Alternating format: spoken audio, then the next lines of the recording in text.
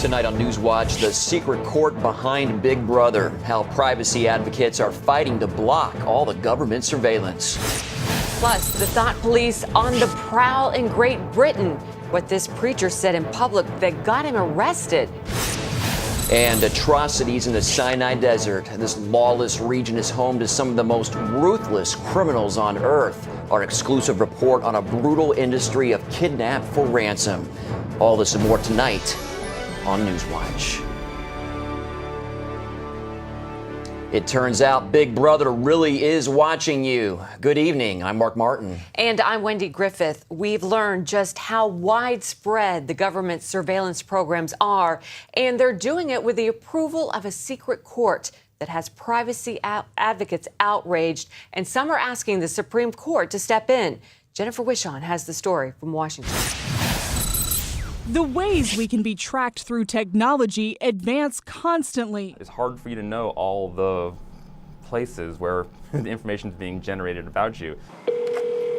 But privacy advocates say it shouldn't have taken an information leak for Americans to learn just how widespread government surveillance is and the legal justification it uses to carry out that surveillance, like when it asks major phone service providers like Verizon to turn over its clients' phone records, all in the name of national security. They reveal who we talk to and when we talk to and who we talk to the most. Giving Big Brother a legal peephole into your circle of contacts. The Electronic Privacy Information Center, or EPIC, this week filed an emergency petition with the Supreme Court. The group is asking justices to dissolve an order by the Foreign Intelligence Surveillance Court, which allows the NSA to collect the records of millions of phone calls made every day by Americans right here in the U.S. And they're collecting this information, as you said, about people who, may have done nothing wrong or not be implicated in a national security investigation at all. Here's the issue.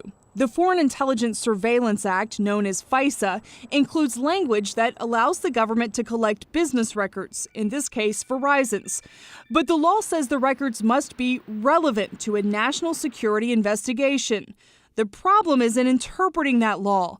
A secret FISA court is in charge of approving what records the government can collect. And that court is reportedly defining the word relevant very broadly in terrorism cases. So much so that experts say the government can gain access to virtually any electronic information. The specific files requested have to be relevant to a specific investigation.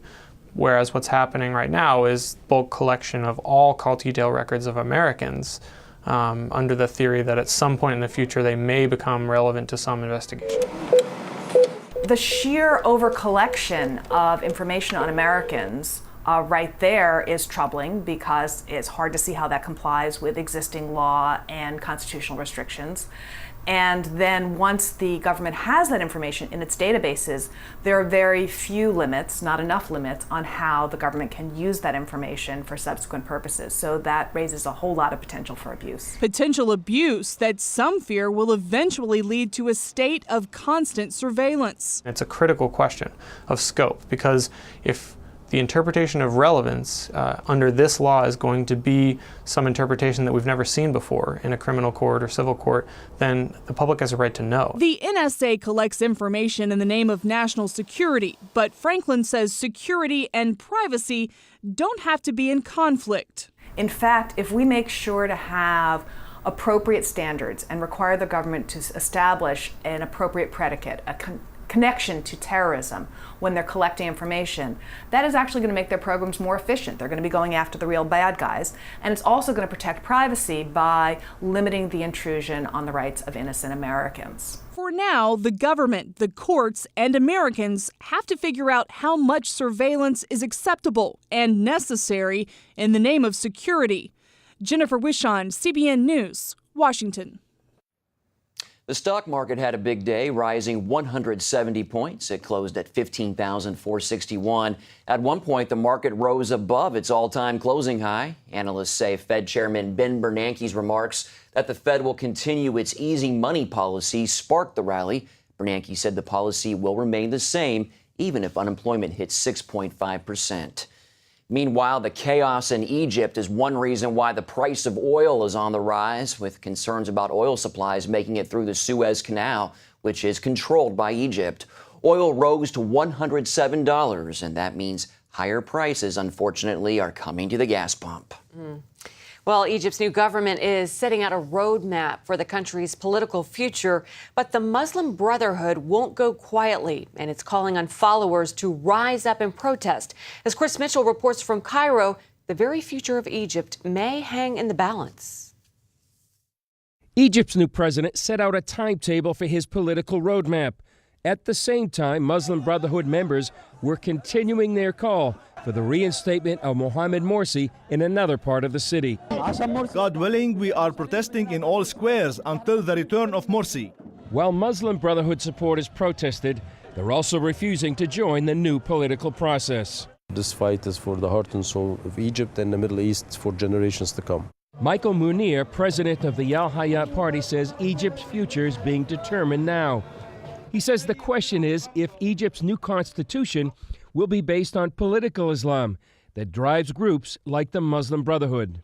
Would political Islam be the driving force behind this whole 100 years to come, or is it going to be moderations, civil liberty, democracy, human rights, religious freedom? And this you cannot get with a constitution that's based on a religion. Munir says the outcome of the constitution will have a huge impact on the millions of Christians in Egypt. For the long term and for the future, and if we have the constitutions that we want to have that respect civil liberty and religious freedom, I think the future is going to be much better for Christians. That hope for a better future and greater freedom is why Christians took to the streets during what many people are calling Egypt's second revolution. Chris Mitchell, CBN News, Cairo, Egypt. House Republicans have decided to embrace a smaller, step-by-step approach to immigration reform. They won't pass the comprehensive plan approved by the Senate. That bill includes measures for border security. But House Republican leaders say the White House cannot be trusted to secure the border. House GOP members have their own ideas for immigration reform, but no clear timetable for them. A human trafficking ring in Florida is branding women and girls who are used for prostitution. A major bust began back in May, netting 92 arrests, among them a 15-year-old girl. Officials learned she was part of a trafficking ring that was bringing women into counties throughout Florida for sex for hire. The Polk County Sheriff said he was outraged when he saw markings on the girl that showed she was being treated like a slave. In the year 2013, we are tattooing, branding children, and people are using them as consumable merchandise. And then they simply throw them away. Appalling. The Florida Attorney General's office is investigating this multi-county human trafficking ring. The job market in the U.S. isn't the only thing suffering from the weak economic recovery. Financial uncertainty means many people are choosing not to have children. The national birth rate is at an all-time low. According to the Pew Institute, there was a record number of births in 2007, but since then the number has been steadily declining. Experts say there are some other factors that play into that low birth rate. Among those are higher education levels and career success for women. Republicans in North Carolina are trying to pass a law placing restrictions on abortions. After the governor mentioned he might veto it, Republicans in the General Assembly quickly rewrote it, then slipped it into another unrelated bill, this one having to do with motorcycle safety. Sponsors say their goal is to make abortion clinics safer. Opponents say the new regulations will shut down abortion clinics. Coming up, what this street preacher said that got him arrested in London.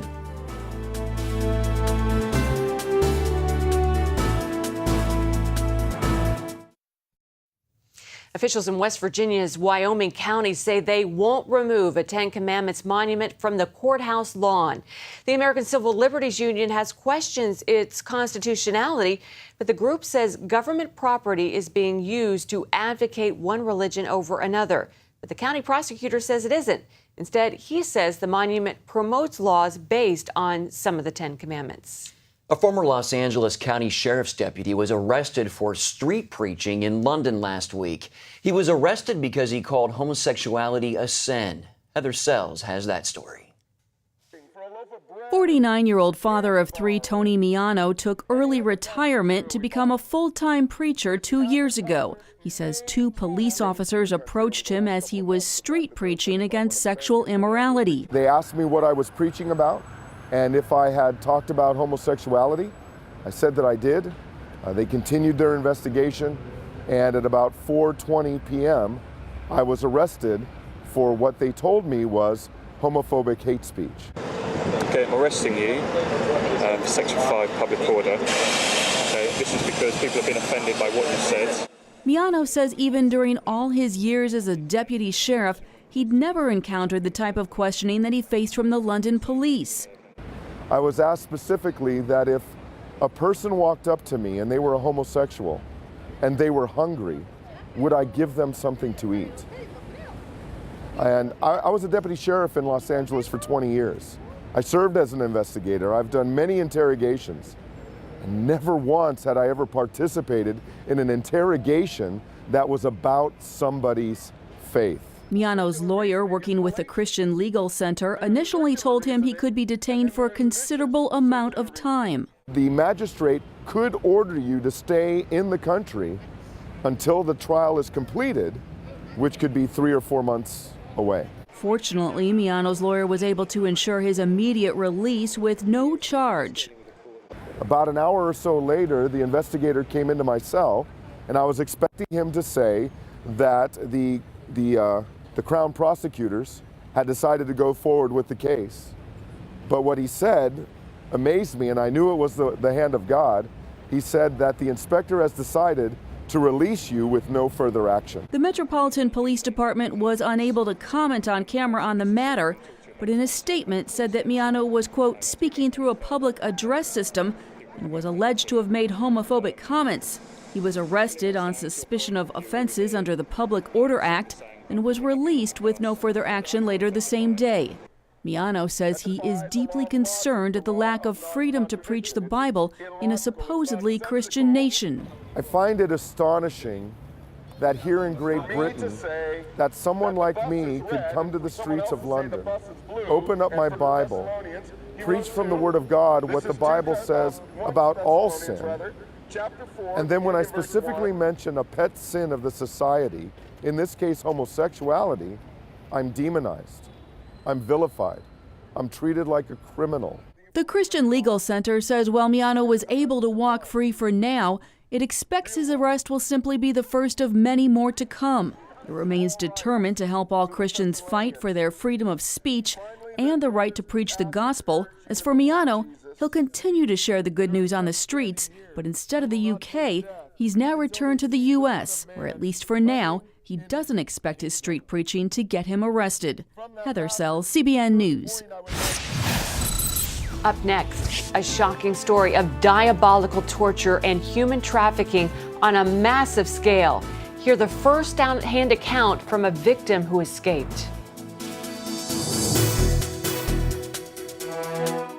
From CBN. Broken Eardrum is playing at the Civic tonight. And you'll just have to miss it. This is so incredibly unfair. A special story of love and sacrifice. Joy, Mom comes up with something. Christopher Quantum, you and I are going to discuss your attitude right this minute. Superbook. No. Join the Superbook DVD Club and get Superbook's newest episode, He is Risen. Plus 2 copies to share with others. All for your gift of $25. They have arrested Jesus, the Messiah.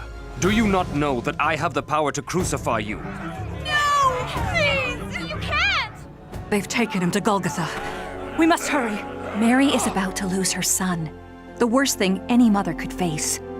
I am not leaving her. Superbook. It's an amazing way to build a strong spiritual foundation in the children you love. Mary, who are you looking for? I've seen him! He is alive! Superbook. He is Risen. Available now. Muslims around the world are beginning Ramadan, a month of prayer and fasting. Now American security officials are telling summer travelers not to be alarmed if they see Muslims doing religious rituals in airports or planes. The Transportation Security Administration says not to worry, but you may see Muslims bowing or kneeling in prayer, reciting the Quran, or washing their feet in airport restrooms. The Army major on trial for the massacre at Fort Hood says he supports the Taliban and Islamic Sharia law. Nidal Hassan is accused of killing 13 people and wounding nearly 3 dozen at the Texas Army base in 2009. He reportedly shouted Allah Akbar before opening fire on a crowd of soldiers. Hassan is serving as his own attorney and questioned several potential jurors Wednesday about their ability to put aside any prejudice concerning his Islamist views. Our next report contains shocking stories of unspeakable horror, so viewer discretion is strongly advised. We're talking about the trafficking of humans on a massive scale, along with the most inhumane, grisly torture. Yeah, this trade brings in millions of dollars, and it's no secret, but it could be stopped. And as Chris Mitchell reports, so far, no one has dared. By that time, I had lost sense in both of my hands. It was the result of the accumulated torture, but mainly because both of my wrists were tied up so tight and I was hanged up from the ceiling for 3 days. He's just one victim of a widespread modern-day slavery, kidnapping, and torture trade in the Sinai Desert. You can find many pictures and videos of this horrible practice on the internet. We call this Christian man from the African country of Eritrea Philip. But that's not his real name. We covered his identity for his protection. In some cases, we were tortured just because we were Christians. Sinai was always a place for human smuggling, but since around 2 years ago, even a little bit more, it started to be also a place of human torture. Shahar Shoham is with Physicians for Human Rights. They've documented more than 1,300 cases of torture in the Sinai. Those survivors, like Philip, made it to Israel. But most of the torture cases are not documented. They torture them in horrible methods, like hanging upside down from the ceiling, like using electric shocks, like burning them on their bodies. The story begins in Eritrea, where many like Philip fled from its brutal dictatorship.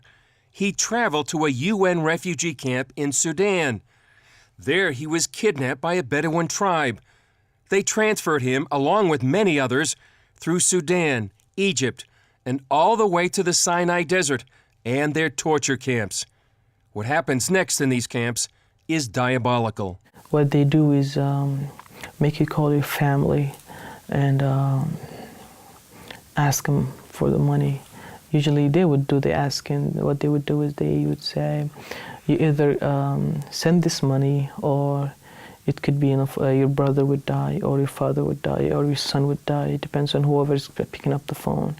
And while you're talking to your family, they would pour molten plastic on your body so that you would scream, and perhaps they would thought that might persuade our families to pay or collect the money faster. The tribesmen demand what for most poor Eritrean families is a king's ransom. The ransom fees right now can go up to $40,000 for an individual and even $50,000.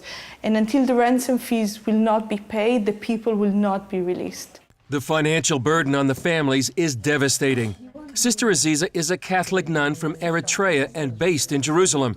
She interviews many of the Sinai survivors. People are destroyed psychologically, physically, because of also that, because they know what happened to their family and how they are living. But many do not make it out alive. Many with Philip died. Yet the torture and the dying go on. We talked with a 35-year-old Eritrean woman named Sagan while she was still in captivity. She was 5 months pregnant. The kidnappers give them cell phones so they can call their family and friends to beg for money. Maron Estefanos, an Eritrean human rights activist living in Sweden, arranged our conversation. We talked via Skype, linking Sweden, Jerusalem, and the Sinai Desert. It was sobering. You could hear the strain in Sagan's voice. They're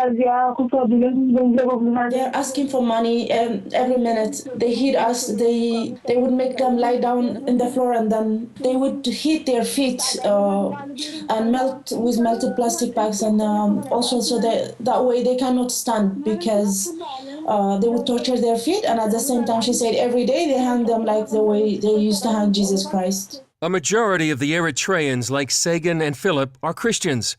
Many don't survive. There are around 7,000 people that went through these torture camps and 4,000 that died. Those are huge numbers, and I don't think the world needs to keep quiet about that. Philip miraculously survived and made it to Israel, where he received life-saving medical treatment. The location of these torture camps is no secret. Their location and whereabouts is known already to many high officials. But so far, the government of Egypt hasn't done anything about them. The only way out of this problem is for the international society, for the international community, to put pressure on the Egyptian government to release these victims, to stop these human traffickers. Majed El-Shafi, a human rights activist, believes some of the American financial aid to Egypt could be used with conditions to help these victims. Every American listening to us right now, not only Americans, anybody in the world, you can make a difference. You can contact your congressman, you can contact your senator, you can show them that you care about these issues. If you send an emails or fax or you make a telephone call, you can save a life. Chris Mitchell, CBN News, Jerusalem. A pastor in Houston helped authorities catch a thief. And he did it using social media. It all started when a trailer filled with the church's sound equipment, chairs, and other items went missing from the storage facility where it's kept between church services. After reporting the theft to police, the pastor was able to get an image of the thief from a surveillance video. He posted the picture on social media sites, asking people to share it. We put that still picture on Facebook and just asked people to share it. We honestly were not expecting to recover anything, but we thought, doing something is better than not doing anything. If we do something, then we'll have a better chance of recovering our equipment. And his efforts paid off. There he is. The neighbor's tip led police to a house where they recovered the equipment and arrested 3 suspects. Wow. Way to go, social media. And the fact that they just gave it a try, because you never know. Definitely. They went for it. Some clever people there. Yep.